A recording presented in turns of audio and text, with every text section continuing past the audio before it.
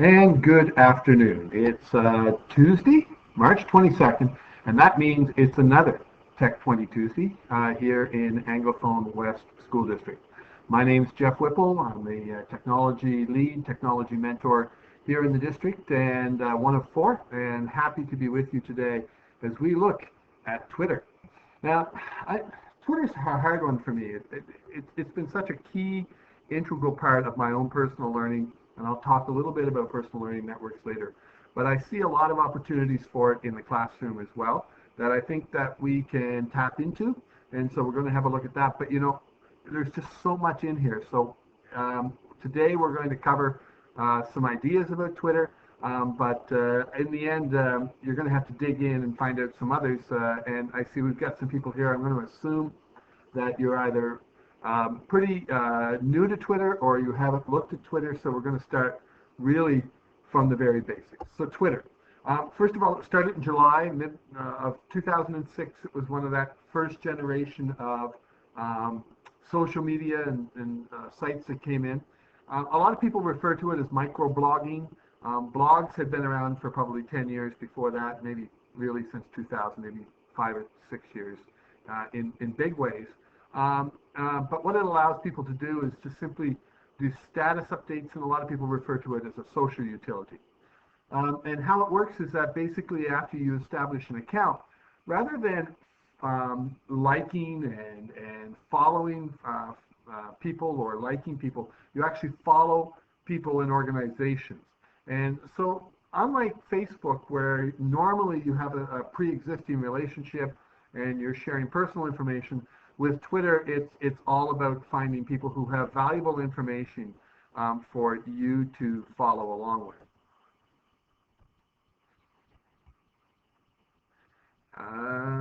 Did somebody have a question?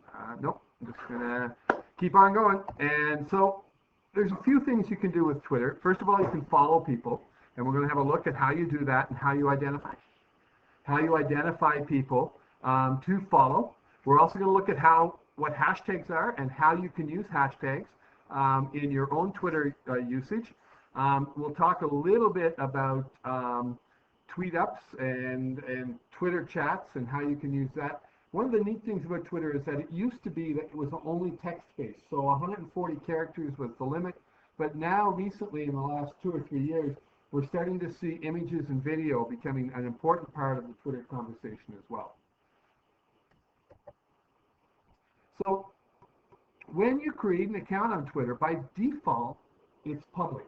And Twitter works best when things are public. It is meant to be public. It's meant to be an open platform where people can share ideas and thoughts and content with each other. But there is some ability to restrict the visibility of your tweets to other followers, to people who follow you, because your tweets won't go out into the general platform, although they're visible to everybody, but the only people that are going to see them are people who actually follow you. So, and those would be people who find what you have to say worthwhile, valuable, or interesting. There is a maximum of 140 characters on your messages. So when you follow other people, and you'll see this when I open up Twitter, and we'll talk a little bit about how to follow people, but you subscribe to their Twitter feed. So everything that they post, or most things that they post, are going to show up in your Twitter feed. They're going to show up in your Twitter page. You can also retweet other people's tweets. So for instance, when the superintendent or the district tweets out a message on snow days, a lot of teachers and parents retweet that. So it means that they simply retweet it so that all of their followers, people who follow them, who may not necessarily follow the superintendent or the district, they might not see it, but now they would because of teachers and other people who are retweeting their tweets. You can also like tweets, so there's a simple like button. It's a little heart. You can also use Twitter to send direct messages or DMs to other individuals, and so they have to be either people who are following you or people who have opened up their Twitter so that you can actually see it. And very recently, not too long ago, you have started to be able to do polls on Twitter. So you can set up a poll, which I think would be really cool if you got a classroom. We're going to talk a little bit more about that. But if you have some students who are also on Twitter and you wanted to do a little classroom poll, you could do a classroom Twitter poll. They're open for 24 hours, and the results are anonymous, so people won't see who actually responded in what way. But so that's a pretty cool little thing that you can do as well. So there's some Twitter, some things.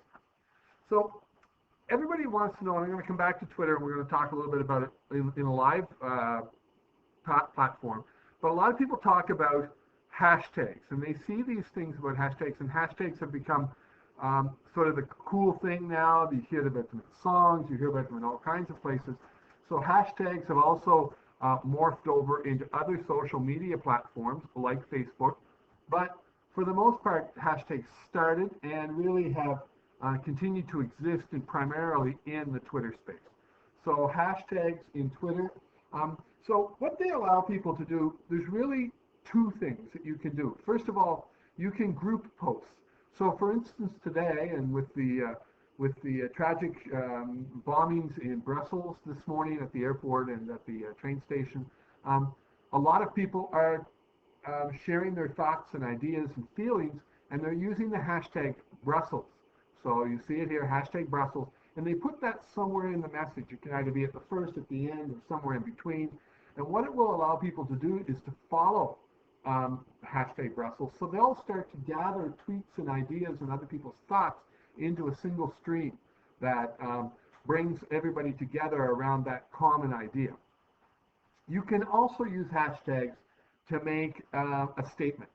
So for instance, if I'm talking about something, an event that I've been to or other things, and I want to simply make a statement about how it's great to learn, you can put hashtag I love learning. Now, those can also be brought together, but because it's more of a statement, probably not going to be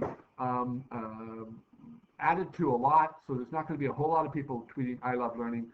You're not going to get a lot of ideas together about that. So there are really those two types of hashtags. One is to group posts or to bring together a bunch of similar posts with similar ideas, or another one to simply make a small statement. And if you look at Twitter, you'll notice on the left-hand side, at least in the web version, you'll notice some trending topics. So you'll hear people talking about, oh, we are trending on Twitter. Well, that simply means that it's one of the top hashtags that are on Twitter in the last 24 hours or 12 hours or wherever Twitter has it set up. So you can use hashtags in pretty unique ways. There's a lot of education hashtags out there. And we'll see in a minute about how those can be useful, but there's EdChat, and this is just a small sample. There's hundreds of education hashtags out there. If you're part of Math Chat, or if you're a math teacher, you can follow people's conversations and ideas about teaching math and math education and learning by using the hashtag MathChat. So you can either follow MathChat or you can put it in your thoughts and ideas. Fourth grade teachers have adopted Fourth Chat. Kindergarten teachers, KinderChat. EdChat is a big one, and really anything to do with education. There's a lot of people out there tweeting and using the hashtag EdChat, so education chat. So there's a lot of conversations that are taking place around those types of things. So there's three places where Twitter kind of takes place as well in communal forms. So there are live events. So if you're hosting a live event, if you're hosting a student forum, if you're hosting a small conference, if you're hosting something at your school, or if your school is being involved in sports or whatever, you can use a hashtag that brings together all of the ideas at your school around a particular event or a particular group by creating a hashtag. And we'll talk a little bit about creating a hashtag later and how to make sure it's the right one. There are also Twitter chats. So if you go on Fourth Chat, you'll see that at particular points in time, fourth grade teachers all come together and have conversations around fourth grade teacher issues and things fourth grade teachers want to know about. There are math Twitter chats where math teachers all come together and talk at a particular time. And it's not to say that they won't do it at other times, but they all gather at a particular time And so they have this ongoing conversation and exchange of ideas, maybe once a week or once every couple of weeks. And there are also tweet ups. And tweet ups are kind of cool. It's where people who are involved in Twitter in a particular city or a particular group of individuals, maybe teachers in a district or whatever, will actually hold a tweet up and gather and meet each other in person. So there's that is another way that Twitter can join together. A few ideas before we go live to Twitter, some classroom ideas. You can have a class Twitter account, and a lot of elementary teachers are actually forming class Twitter accounts now, and so they're connecting with parents and other classes. So as parental intake and community uptake of Twitter has grown, teachers have found this is a great way to be able to keep parents informed, as opposed to having a class blog or a class web page. Simply have a class Twitter account, and parents can follow it there. You can also, if you do that, you can also create a class, a Facebook page or a Facebook group or whatever, and have it connected to there so that it will auto-post there as well. But class Twitter accounts are a great way for parents and teachers to keep connected and for you to share the ongoing narrative of what's going on, the learning that's going on in your classroom, to really sell the learning that's happening in your school and in your district. You can also use Twitter for collaborative projects. So you can have a hashtag if you're working either within your class, within your school, or maybe even with another class around the world. You can use Twitter as a platform. The nice thing about Twitter, unlike Facebook, is that it's open in our schools. So it's a platform that we're able to use when we're working with other classes around the world. So if you're working with a class, for instance, in Australia or in South America or wherever, you can create a hashtag for your project so that students can use that hashtag and develop an ongoing conversation between each other. You can also use it for classroom conversations. So if you have your own class, you can set it up so that students and teachers will use a hashtag to bring together conversations in their class around a particular subject or a particular issue. So, and ideas for learners, well, you can develop your own personal learning network. It takes time, but you can connect with ideas, individuals, and institutions who have information and ideas that you really can benefit from. It took me a long while, but I tell you, Twitter was the most powerful tool that I've used in my professional learning development around education, and specifically around technology and education. And I've connected with teachers all over the world and been able to do that. Now you can be a lurker, so you can lurk and just read and create an account and never really have people follow you, and people won't follow you until you start sharing. Sharing is the real key. We all have great ideas, and I know sometimes it's hard and it's a little intimidating to put yourself out there, but I would encourage you to do so. I think it's great for you as an individual to be able to say, hey, I have great ideas too, and people will validate those. I've found that Twitter's to be a very respectful place for the most part, and our colleagues and teachers around the world will respect what you have to say. But I think it's good for us to model for our students as well, the kinds of things that we do on a daily basis and how to share properly, because our students, as we know, don't always share properly. So we need to be able to model, and I think Twitter is a great platform for us to model appropriate social media use and appropriate sharing in social media platforms for our kids. And my friend Cheryl Nussbaum Beach of Powerful Learning Practice said it best. It's like a river. Sometimes with a river, you just want to walk by and you get a glance and it makes you feel good. And so you drop by Twitter for a few moments and you see something and you get a great idea, or there's something there that moves you or makes you feel like you're still connected. Sometimes you're going to go and dip your toe in quickly, and you're going to bring something back out of there, out of that river, with how you feel. And sometimes you just soak in it all day long, and you can bring some really great conversations and some ideas out of your time in Twitter. So this is my Twitter feed, and as you see right now, and for those of you who are new to Twitter, I'm going to close that up, sorry. New to Twitter, when you create an account, you're going to have @something, and I would encourage you to use your own name. I think the best brand that we have rather than trying to make up some silly name, is to have some piece of your name at least included in there. Like here's Barbara Bray. Well, she's B Bray 27. You know, and so I think I encourage you to not be anonymous. That you use your brand that you are, and that really your best brand is your name. Over here below that, you see the trending topics that are going on. Wouldn't this be great for a high school civics class or a high school world issues class? Right now, there's Brussels. Boy, you could have a whole classroom conversation by just clicking on that tag and that hashtag right now. Let's just do it. Let's see what's going on, right? So here's a whole classroom conversation around Brussels today. And people could, you could simply pull this Twitter feed up and talk to your students about the meaning of what's going on and having conversations around, excuse me, the hashtag Brussels and having conversations around Twitter today. Because Twitter is, and I'll be frank with you, it's where I get most of my information, even locally. I follow Twitter or Facebook, and things are up almost immediately. CBC uses Twitter as their feed, and it will drive me back to the CBC story or back to you know, the Globe and Mail or wherever, CNN, where I'm getting my feed. But I'm using Twitter as the first point of attack or first point of contact for any information that's coming out. Over here, it's giving me some suggestions as to who to follow, and I can simply follow CNN by clicking on top of that. There we go. And now it's going to give me a bunch of other things that it suggests that I should follow. So a couple of other things that you can do. Chris Moore is somebody that I follow. So how do I develop my network? Well, there's really a couple of ways of developing your own network to make this work.